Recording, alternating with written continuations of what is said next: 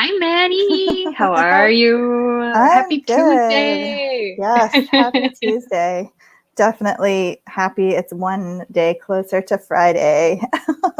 I hear So, you. and also spring is coming. Hopefully, we're in March. Actually, I didn't tell you. I Yeah. put all of my winter coats away, which basically means there will be another snowstorm here. So sorry, I was everybody. gonna It's all my fault. say for beginning of March, it's a little ballsy, but positive thinking. Yes, yes, it's all my fault if that happens, but it is what it is. I just couldn't take it anymore. It's March. The sun needs to come out. The flowers need to come out. Yeah. So there you go. So Um, today's topic is going to be interesting, I think. Hi, Mama Noor. Nice to see you. Um, so yes, so we have a good one for today. So just to welcome everybody. This is the Work at Life show. I'm here with Sanja, Licina, and I will ask her to introduce herself in just a second. And I'm Maddie Grant. I'm a culture designer. My company is called PROPEL. We are at propelnow.co. And Sanja and I love to talk about, well, work and life. So that's what this show is about. And every week we start with an interesting data point and just kick off a conversation about the topic of the week. So Sanja, why don't you tell us what we have in store for today? Absolutely. Thank you so much, Maddie. My name is Sanja. I am an organizational psychologist. I am a president also of the workforce business unit at QuestionPro. And like Maddie was saying, every week we like to tackle a big topic and something that we think that people will be interested in, but also maybe where there's an area for all of us to learn together. Because as Maddie and I prepare for each one of the shows every week, we come across a topic that we believe is important, but we also feel like we can learn something about. So this week we had a lot of fun learning more about finances. I was just joking with the girls before the show that I've lived on three different continents and in my adult life, and I've worked with three different currencies and three different work systems. And how do you save for retirement? And how much money do you need? And where in the world am I going to retire? I have no idea. I'm sitting in Argentina now. Maybe it's here, maybe it's somewhere else. So, for a topic that's actually quite complex, I feel like I've maybe a little more difficult on myself. But anyways, it's something obviously that's very interesting, very relevant to a lot of people. And so as always, we'll walk you through a few data points because we did in preparation for our show ask a number of US workers what they thought about finances.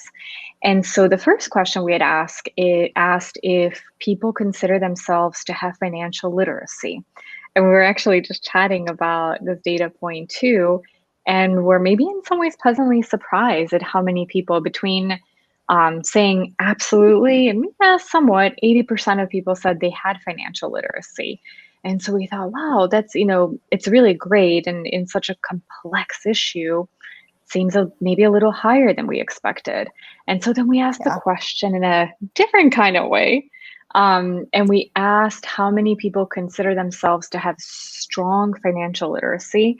And that's where we saw the data start to shift a little bit. And from those that believe they did, it dropped from 80% to 71%.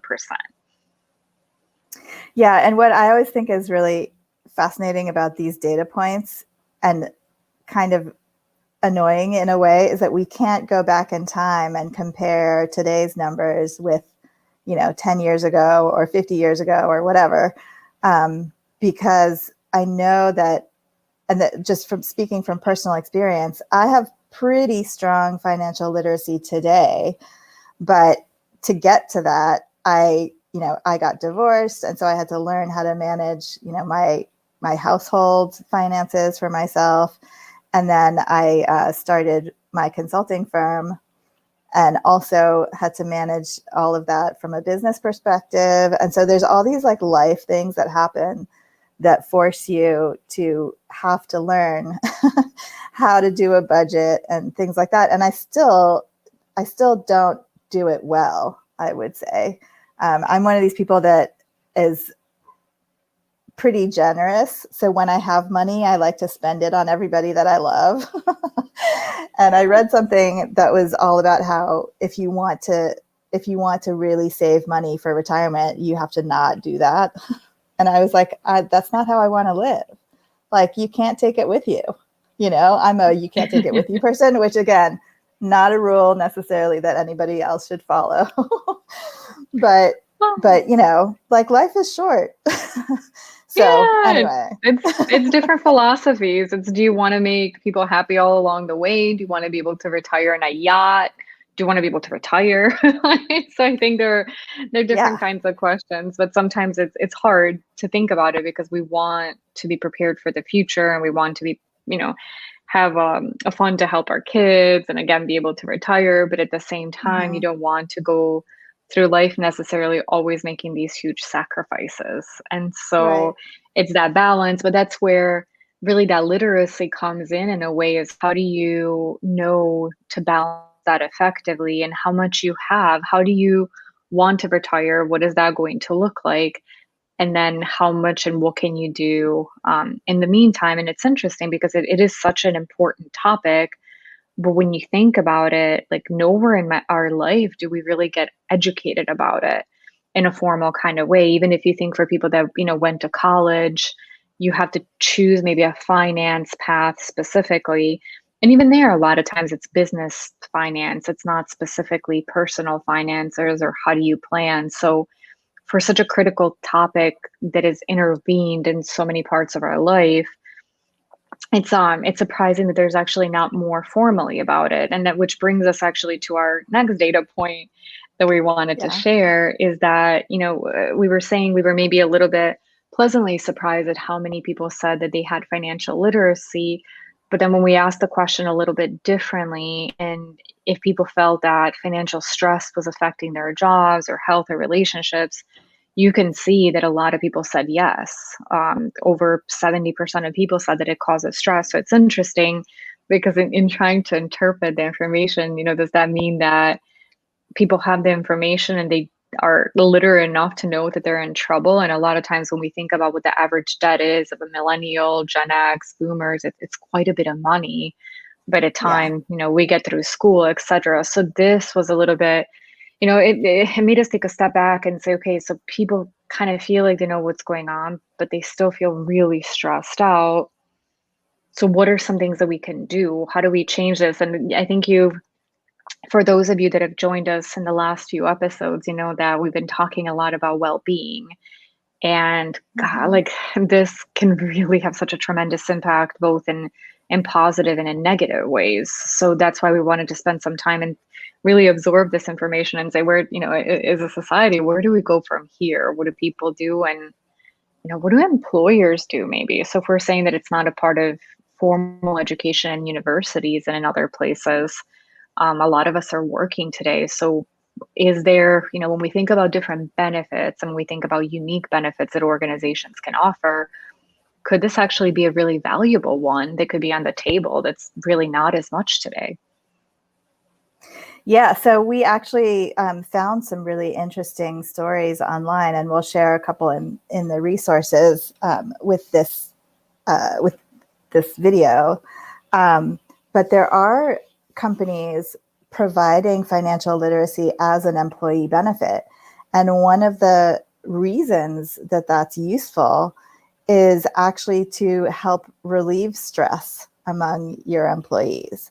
So I think, thinking it through a little bit more, I think what you mentioned earlier, the idea of actually understanding finances and how to manage it actually helps alleviate some stress, even when it doesn't necessarily take away the issues that you might have. Like maybe your salary's not high enough compared to your expenses, or you have a lot of debt. Like, there's so many millions of people in that situation, not to mention the pandemic and people who've lost their jobs and all that kind of thing. But even in those areas, if you know how to put together a budget, maybe if you need to kind of like shrink your expenses, or or if you just know how to think about like what's coming in and what's going out and kind of understand where you're spending your money, that can actually help to alleviate the stress that you might be feeling, because it gives you a little bit more control. Like you feel like you can actually do something, even if it's only a little thing. And then of course, if you're lucky enough to not have like super stress about these things, then you can actually learn how to build your nest egg and, save for retirement and all these things that for a lot of people is, a very far away dream.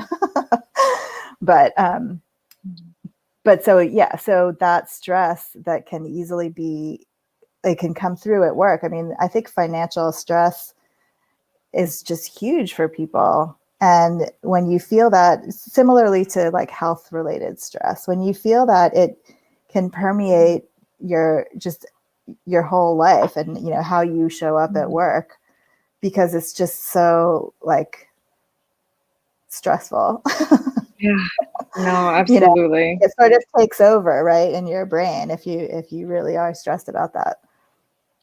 So real quick, because I see a few more people Yes. joining us, just wanted to welcome those of you who just came, and thank you for joining us in tackling such an important topic as finance and well-being.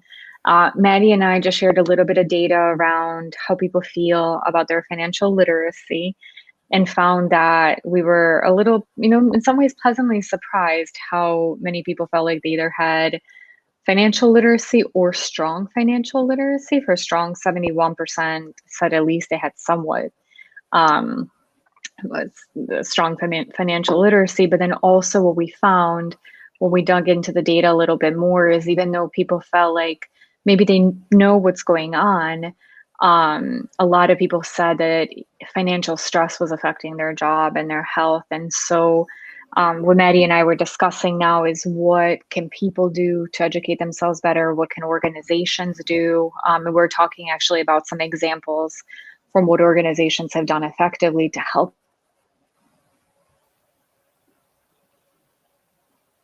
Uh-oh, she's frozen a little bit. Hopefully we'll get Sanja back. It's but yes, so much of there a we go. cycle in what happens and how people are impacted. So finance can have a really strong impact on the well-being. Yeah. And so finance, I mean, it basically can cause burnout, which is another one of the topics that we've dug into a lot recently. And, Sanja mentioned wellness as a topic. But digging into this a little more, so we've been talking about financial literacy from a personal finances perspective. But what's also interesting is to see how many companies are actually helping their organizations with financial literacy for the company. So, hey, you're back. So Sanja, I'm just talking about financial literacy on behalf of the company. So we have done a fair amount of research on the future of work. And one of the things that has come up is empowering employees to basically have a say in managing the financial operations of the company. And there are examples of very future-focused companies that allow their employees to do this. So one is called Morningstar. It's a tomato factory. But they allow their employees to spend as much money as they want if it furthers the goals of the company. And the way that they allow that to happen is because everybody knows what part they have to play in the company's profitability. So they can say, I need this piece of equipment. It costs X $1,000, but it's going to, getting this equipment will return us, many times more than that, because it's going to help us be more efficient in, all these ways. So that's one example. And then there's another example, well-known example around Whole Foods and salary transparency. And there's other companies that share salaries across the organization. Buffer is another one. And basically for Whole Foods, the idea is that if everybody knows what everybody else makes, then, and this is obviously a national, if not international company, then a team in one geographic location can compare themselves to a team in another geographic location and see that the other team is doing much better and getting paid much higher salaries and figure out why. So they can basically share efficiencies with each other. They can share knowledge. They can share resources. They can help each other evolve sort of in a rising tide lifts all boats kind of way. And then there's also related to that, transparency around cost of living in different places. And, there's all these other factors, but it makes things more kind of equitable to be able to see how that works. So anyway, that's just another interesting angle where, for a company, if you are really transparent about how the financial operations works and or impacts or is impacted by each individual department and then each individual person, there's a lot of benefit to that. Actually, I just thought of another example, which is where if you need to cut costs, there's lots of examples of companies that share exactly what's happening with their staff. There's a downturn in the market, there's a recession, whatever the cause is, we need to cut 10% of our, overall expenses, and everybody chip in and work together to figure out how you can cut 10% of your department's budget. And giving people agency to actually work on that stuff together because they understand the importance and they can work together to avoid layoffs. There's like a huge, benefit to being able to do that. Like that's a goal. It's just really powerful stuff, I think. Yeah, I completely agree because I think as you're saying that, I was thinking about the parallel between a person's personal life and then your life at work. And when you think about, you make trade-offs every day, right? You think about, okay, what can I afford as far as groceries, and what can I afford, can I order out food or not? What kind of clothes do I get? Like, you're always thinking about a budget. And if you're doing it correctly, you're living up to your means, you're thinking about how much I save and how much do I have, from month to month or quarter to quarter. But a lot of times for organizations, to your point, like it's a lot more gray. And if we think about decisions, it doesn't always feel like our money because it's the company. And when you're thinking about headcount or hiring people or salaries or investing in different technologies or different equipment, sometimes you don't personalize it as much. So you might not be thinking about it as critically as if you would if it were your own bank account. But there's such tremendous benefits to that because it does help you understand, well, if I'm in the product group, how does the finance group work and how does the sales group work? And what budgets do they have and what makes them successful? And to your point, for most organizations, at some point, you'll have to make a difficult decision. And a lot of times that difficult decision will be tied to finances because a lot of things in life are. And unfortunately, as humans, we always feel like we get the short end of the stick, right? We tend to think, this was done and it was more unfair to me than somebody else. And a lot of times that's because of the lack of information that we have. And so the more organizations can be, one, transparent, and two, to your point, really involve people in those decisions, you process things completely differently if you're told something than if you're a part of that decision. You have to start thinking about how different things work, or say, hey, we have to cut 10% across the organization. We're going to start with every team cutting 10%. If you can do 15 or 20, we're going to give you an X benefit or something, just to see how much people push themselves and how they think about that contribution. I think that's brilliant. I hope we see more organizations doing that moving forward. Well, and not to mention the wastage. I know every company has things they spend money on that doesn't get used or is not worth it or costs more than it should or whatever. So it just, it illuminates some of that stuff too. Because some of the things that are really important might not be as visible because, for whatever reason, it's just not as visible what gets spent money on, if that makes sense. Absolutely. Anyway, I can't believe it. As usual, we are already at the end of our show. We are. It goes so fast. So as always, we'll share all of the resources that we showed you in the comments on YouTube and all over in social media. We do have our colleagues live shows as well. On Tuesdays, we talk about CX, and Friday about research. So we'll post the links to that in the comments. Thank you so much for joining us. Next week, we're going to have a special episode because it is Women's Day on Monday. So Maddie and I are finalizing and we'll announce what our topic for the day is going to be. But we really hope you've been enjoying our sessions. Thank you for all the recommendations for the things that you want to hear. Maddie, I'll turn it over to you for the last words before we sign off. Yeah, I will just say, as always, send us your topic ideas because there's just so much to talk about, but we want to know what you all think is most top of mind. So, and hopefully we'll see you next week, same time, same place. Yeah, take care. See you next week. Bye. Bye.